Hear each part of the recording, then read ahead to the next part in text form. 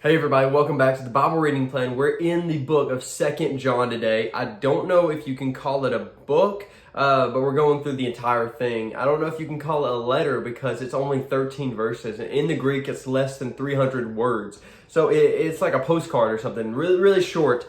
But John, in this, is writing to what he says the elect lady and her children. Now, some people think that this is an actual woman that he's writing to, and some people think that it's a church. And I'll tell you what I think, but people that I respect and that I look up to would disagree with me on this. I read this and say, I think I am reading about a church that John is writing to, and I'll tell you why. But some people would say, well, just look at it, and the easiest answer is the most obvious answer. And I would agree. The most obvious answer is probably the answer. But I think the most obvious answer is a church, because I read in verse 1, the elder to the elect lady and her children, whom I love in truth, and not only I, but also all who know the truth, because the truth that abides in us and will be with us forever. And then he says in verse 4, I rejoice greatly to find some of your children walking in the truth, just as we were commanded by the Father. So this could very well be a woman and her children, and I have no clue. But what makes me think it might be a church is the last verse, the children of your elect sister greet you. So this could be John in another church saying the children of your sister, this local church, they greet you. So that's why I think I think it's more likely a church, but you can believe whatever. It's not that big of an issue. But John really focuses on love, as he does usually in his writings. In this chapter, or in this book, he says in verse 5, and now I ask you, dear lady, not as though I were writing you a new commandment, but the one we have had from the beginning, that we love one another. And this is love, that we walk according to his commandments, or some translations say we walk in obedience to his commandments. And this is no new thing. We hear this all the time throughout the Bible, that this is love, that we walk in obedience.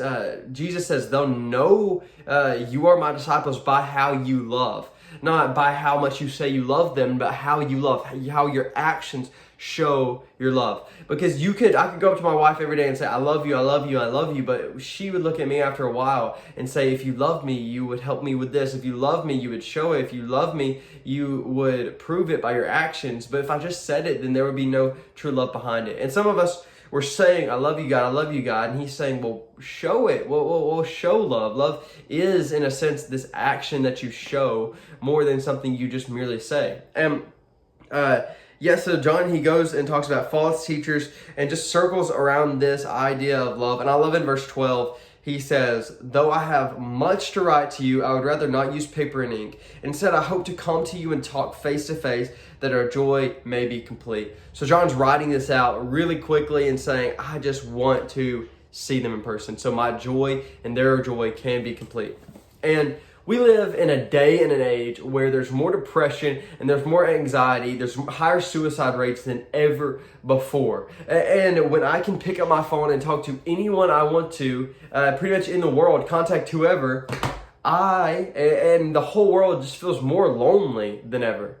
So what's the deal? What is going on here? I think we see a little bit of it in this verse 12, is that our joy is not complete just by writing letters or writing emails or texting or even calling, but our joy is complete when we find communion with each other, when we have true relationships, when we have true companionship. And the more and more this takes over our lives, the less and less we have true communication, the less we have true confrontation with our fellow believers and with our friends and family. So I would encourage you today, go love people in real life. Go see that person you haven't seen. Reach out to that person that you haven't talked to in a while. Get in the world, get in community, because that's where you're going to find people who push you deeper into your faith, and that's where you're going to have more and more opportunities to love one another through your actions. So I would encourage you to do that today. I hope you have a good day. Thank you for joining me in the Bible reading plan.